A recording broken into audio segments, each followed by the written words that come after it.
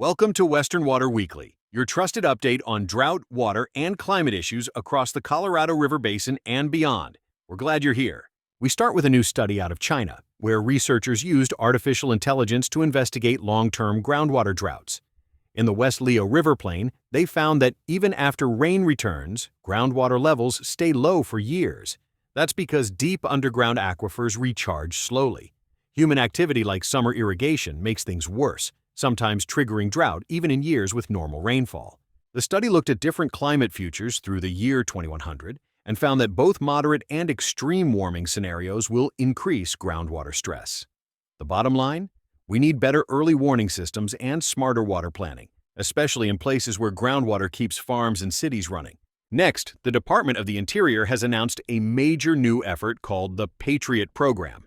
It's a 3-year, $250 million initiative to improve public lands ahead of the United States' 250th birthday.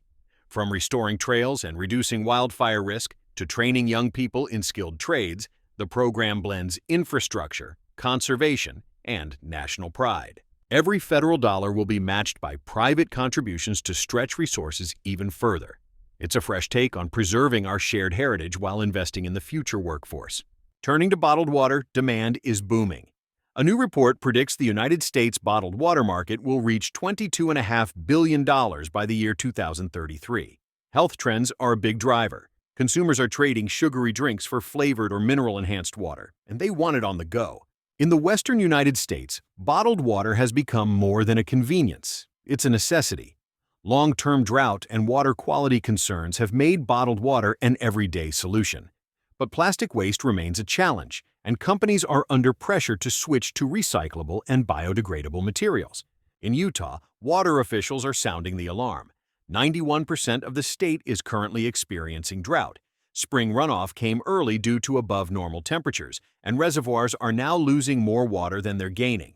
The Great Salt Lake saw a small rise this spring, but concerns remain. Farmers in 17 drought-hit counties can now apply for disaster relief loans of up to $100,000, with no interest for the first 2 years. State agencies continue to promote conservation through public campaigns like Slow the Flow and technology-driven tools for agriculture. Meanwhile, a legal battle may be brewing along the Colorado River. Colorado Attorney General Phil Weiser is considering a lawsuit after the Bureau of Land Management fast-tracked a Utah oil project. The facility expansion could add up to 80,000 barrels of oil per day to rail lines near the river, using a national energy emergency order from President Trump to bypass environmental reviews. Critics argue the order violates federal laws and puts downstream communities at risk of spills, fires, and pollution. 15 states are already challenging the emergency declaration in court, calling it a fake emergency designed to boost fossil fuels while excluding clean energy projects. In New Mexico, tragedy struck the town of Ruidoso and flash floods surged through areas previously burned by wildfires. 3 people, including 2 children, lost their lives. The Rio Ruidoso rose to 20 feet, 5 feet higher than any previous record.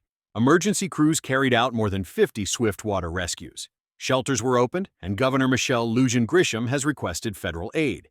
It's a heartbreaking reminder of how wildfire scars can create deadly flash flood zones during monsoon season.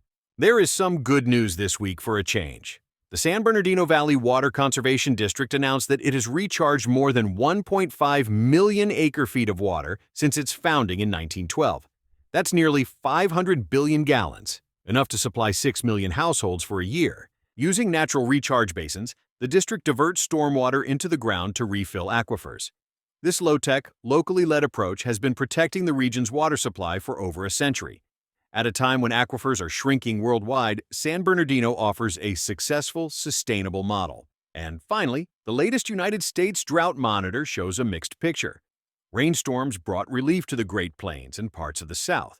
Arizona and New Mexico also saw improvements thanks to monsoon showers. But the Pacific Northwest and Northern California are drying out again, with low soil moisture and rising temperatures. In Utah and Colorado, drought status varied. Some regions improved slightly, while others got worse due to high evaporation and low stream flows.